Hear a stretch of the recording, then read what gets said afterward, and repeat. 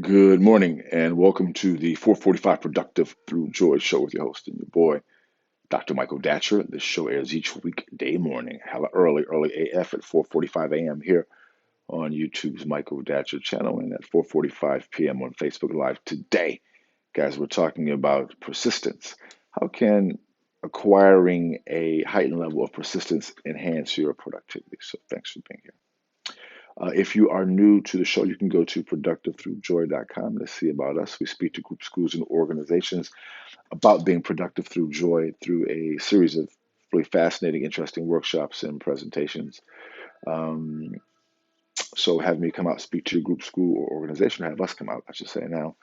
Um, I should also say a little bit about my educational background. My educational background as an undergraduate is UC Berkeley as an undergrad. My master's is from UCLA, and my PhD in English Lit is from the University of California at Riverside. I am currently the board president of the World Stage, a beautiful nonprofit in LA's Crenshaw district. 7 days a week of extraordinary programming. Price for the neighborhood. You can go to theworldstage.org to learn more about that great nonprofit.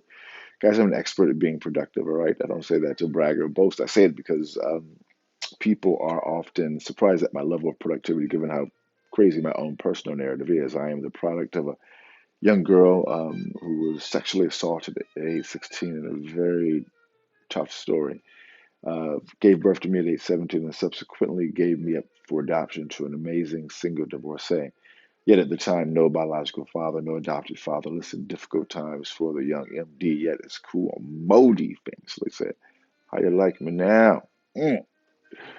And if I can be this productive and be so through joy, we just know that other people can as well in their own lane. And that is what really inspires this show because we know it's not where you're from, it's where you're about to go, right? So let's dive into the topic.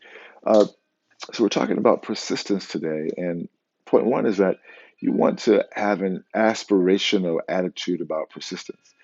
We know, especially in these times that we are as a globe going through right now, that we get tired. We work, we struggle, we dream, we go for it, we fail, we win, we fail, we win. At times, the fails are more, at least in certain epochs, certain amount, certain uh, at a temporal level, certain blocks of time, we acquire more fails than wins, and so in those moments in particular, it's tough to maintain that persistence.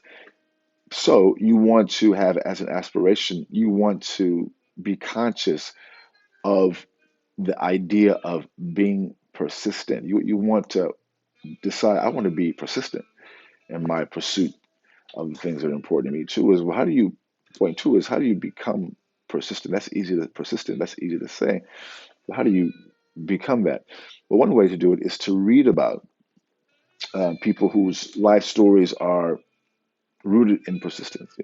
Biographies and memoirs are great for that, which is probably why the memoir, if not the most best-selling genre still, almost for 20 years, it almost is always in the top among the bestsellers because people like to dive memoirs and kind of biographies. People want to dive into the lives of others because in those stories we get inspiration, we get something to connect with, connect to, which goes.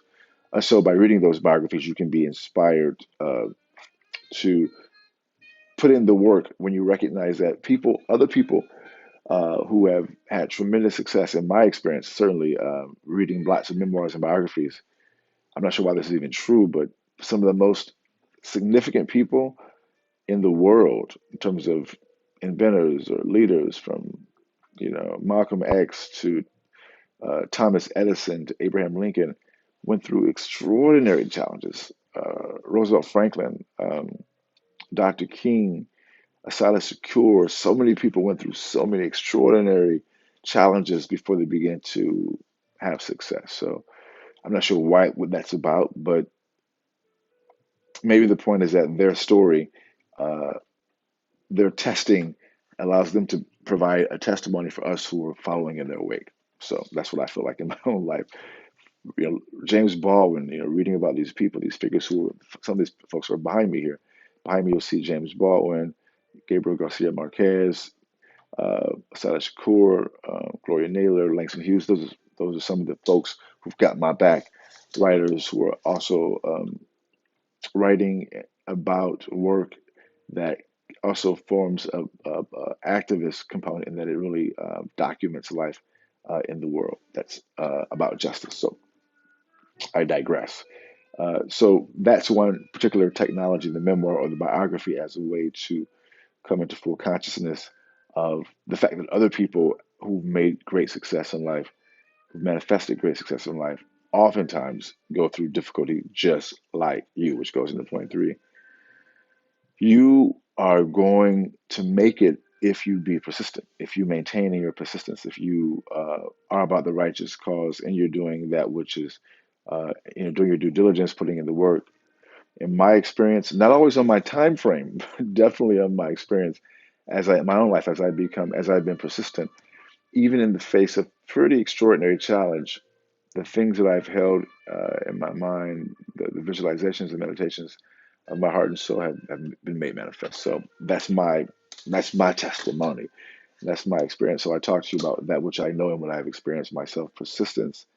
And what's tied to persistence, of course, is the faith, the belief that even when it does not look like it's going to happen for you in the way that you want it to happen, you hold on anyway and you believe.